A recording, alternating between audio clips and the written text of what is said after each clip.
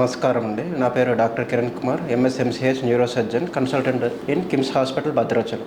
మెదడుకు సంబంధించి ప్లస్ వెన్నెముకకు సంబంధించి చాలా మంది మెడ నొప్పి, మెడ నరాలు లాగడం, నడుము నొప్పి, కాళ్ళ తీపులు, చేతుల తీపులు అనే సమస్యలు ఎక్కువగా కనిపిస్తూ రెగ్యులర్గా వస్తూ ఉంటుందండి. లేదంటే పనిచేసే టైంలో తల మీద బరువులు ఎత్తి ఎక్కువ పని చేశా కూడా వాటికి డిస్క్లకు సంబంధించిన వరకు జారిపోవడం కానీ, నరాలు ప్రెస్ అవ్వడం కానీ వీటిని అశ్రద్ధ చేయకుండా తొందరగా నరాలకు సంబంధించిన డాక్టర్ని కలవాల్సి ఉంటుంది. వెంటనే ఇక నొప్పి సంబంధించినంత వరకు టాబ్లెట్స్ వాడేసి నొప్పి తగ్గింది కదా అని అలాగే వదిలేస్తే లోపల ఉన్న వెన్నెముకలోని డిస్క్ గుజ్జు బాగా అరిగిపోయి రెండు చేతులు కాళ్ళు చచ్చుబడిపోవడం అవన్నీ చాలా వరకు రిస్కీ సమస్యలు వచ్చే ఛాన్సెస్ ఉంటుంది. కాబట్టి మీరు అదే వెన్ను నొప్పి కానీ మెడ నొప్పి కానీ ఆ సమస్యలన్నింటినీ మీరు నిర్లక్ష్యం చేయకుండా వెంటనే దగ్గరలో ఉన్న నరాల డాక్టర్ని కలవడం మంచిది.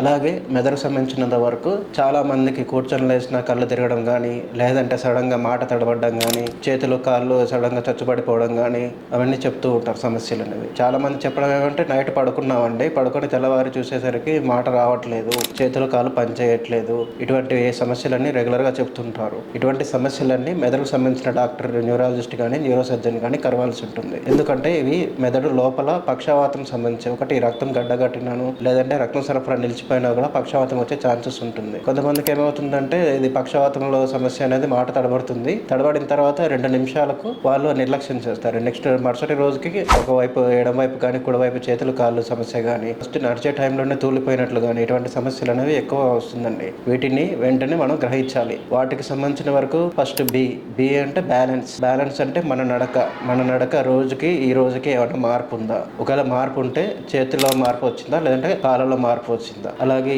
ఈ అంటే ఐస్, కంటికి సంబంధించిన వరకు చూపు అనేది ఎక్కువగా ఉందా లేదంటే తగ్గిపోయిందా, లేదంటే కంటికి సంబంధించిన సమస్యలో కూడా పక్షవాతంలో.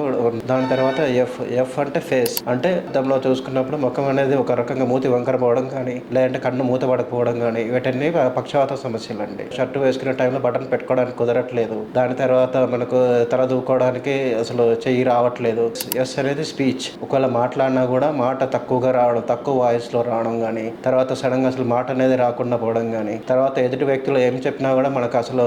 దాని తర్వాత టీ అంటే టైం అనేది మనకు ఇంపార్టెంట్ అండి. ఎప్పుడైతే మనకు సమస్య వచ్చిందో ఆ సమస్య వచ్చిన మొదటి 4 గంటల్లో డాక్టర్ గాని కలవాల్సి ఉంటుందండి. ఎందువల్లంటే మొదటి 4 గంటల్లో ఏదైతే ఇంజెక్షన్స్ ఇస్తామో ఇంజెక్షన్స్ ఇవ్వడం వల్ల రికవరీ అనేది ఛాన్సెస్ 100% వరకు ఉంటుంది. అయినప్పటికీ ఏమవుతుందంటే మెదడు సమస్య అనేది ముదిరిపోయినప్పుడు మనం ఇంజెక్షన్స్ ద్వారా ట్రీట్మెంట్ చేసుకున్నా కూడా రెస్పాన్స్ అనేది తక్కువగా ఉంటుందండి. రెగ్యులర్గా మంచంలో పడిపోవడం, తర్వాత ఫిజియోథెరపీ చేసుకోవడం, అదంతా లైఫ్ అనేది చాలా మిగతా వాళ్ళలాగా మేము ఎందుకు నడవట్లేదు, మిగతా వాళ్ళలాగా ఎందుకు మాట్లాడట్లేదు, వీటన్ని సమస్యలు అనేది వాళ్ళు బాగా ఆలోచన చేయడం వల్ల ఏమవుతుందంటే మానసిక ఆందోళన అనేది ఎక్కువ అవుతుందండి. మానసిక ఆందోళన ఎక్కువైనప్పుడు దానికి డిప్రెషన్ సంబంధించి టాబ్లెట్స్ కూడా రెగ్యులర్గా వాడాల్సి వస్తుంది.